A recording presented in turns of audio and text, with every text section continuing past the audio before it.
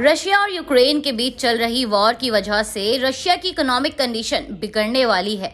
इसके साथ ही यूक्रेन की इकोनॉमी भी पूरी तरह से हिलने वाली है और इसका इम्पैक्ट ग्लोबली और भी ज्यादा देखने को मिलेगा। यूएस इकोनॉमी की बात करें तो पूरे 40 साल बाद एक बार फिर इन्फ्लेशन हाई पर है और स्टॉक मार्केट की बात की जाए तो अनयूजुअल वॉलेटिलिटी देखने को मिल रही है। लेकिन ऐसे में एक स्पेस के बारे में काफी सारे लोगों ने बात ही करना छोड़ दिया है। वहीं पर बहुत सारे इन्फ्लुएंसर्स ने क्रिप्टो से रिलेटेड ऐसे ऐसे कॉइन्स प्रमोट किए हैं, लेकिन आज क्रिप्टो के बारे में कुछ बात ही नहीं कर रहे हैं, वो भी जब लोगों को मोटिवेशन की सबसे ज्यादा जरूरत है, स्पेसिफिकली जिन लोगों ने क्रिप्टो में इन्वेस्ट किया हुआ है। लेकिन रशिया यूक्रेन वॉर का क्रिप्टो पे क्या इम्पैक्ट होगा, आज हम सारी चीजें एक इकोनॉमिक स्टैंड पॉइंट से डिस्कस करेंगे। जिस चीज के बारे में हम सबसे पहले आज बात करेंगे वो है CBDC, जिसे लेकर फाइनेंस मिनिस्टर ने भी इस साल के बजट में इसके बारे में बात की थी। इतना ही नहीं, अगर इस कॉन्सेप्ट को देखा जाए तो इसे हम चाइना से लेकर आए हैं,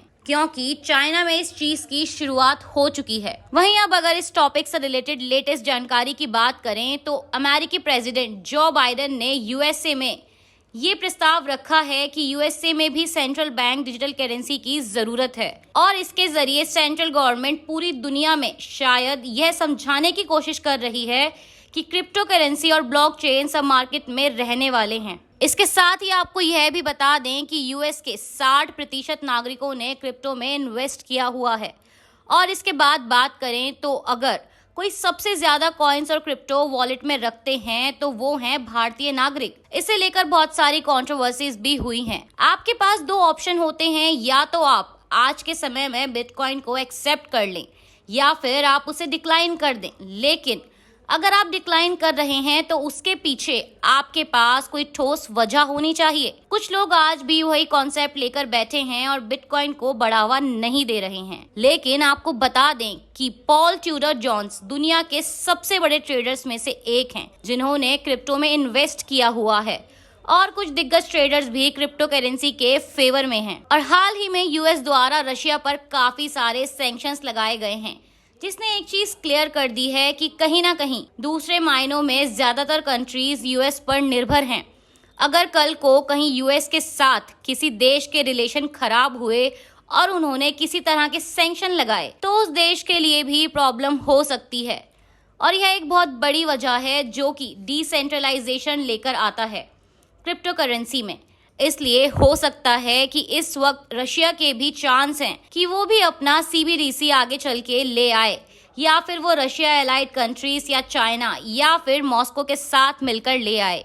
और अब सवाल है कि रशिया यूक्रेन वॉर की वजह से क्रिप्टो इन्वेस्टर्स के पोर्टफोलियो बहुत ही खराब स्थिति में होंगे। तो चलिए आपको बताते हैं कि ऐसे में आप क्या कर सकते हैं। सबसे पहले पैनिक नहीं करना है। आप किसी भी एसेट क्लास में जाते हैं, जितना ज्यादा कोई एसेट क्लास रिटर्न देता है वो उतना ही वॉलेटाइल होता है। सिंपल सी बात है, फिक्स डिपॉजिट आपको ज्यादा रिटर्न नहीं देते तो इसलिए वो ज्यादा वॉलेटाइल नहीं है। और उसके बाद आप बॉन्ड्स में जाते हो, फिक्स डिपॉजिट से थोड़ा ज्यादा रिस्क रहता है और वॉलेटाइल हल्का सा होता है। तो फिर आप इक्विटी पर जाते हैं, जो कि इन दोनों से ज्यादा रिस्की रहता है, लेकिन रिटर्न्स भी इन दोनों से ज्यादा देता है। लेकिन ऐसा नहीं है कि इक्विटी में कंपनी बंद नहीं होती, कंपनी इक्विटी में भी बंद हो जाती है। लेकिन इसका ये मतलब नहीं है कि क्रिप्टो मार्केट भी इसी तरह बंद हो जाएगा। हालांकि क्रिप्टो में भी कुछ जगह पर इश्यूज निकलते हैं। और फिर आपको ये चीज समझनी है कि पैनिक आपको इसलिए नहीं करना है क्योंकि वॉलेटिलिटी सारे अच्छे एसेट्स में होती है और आप क्रिप्टो में इन्वेस्ट करते हैं तो उसके अंदर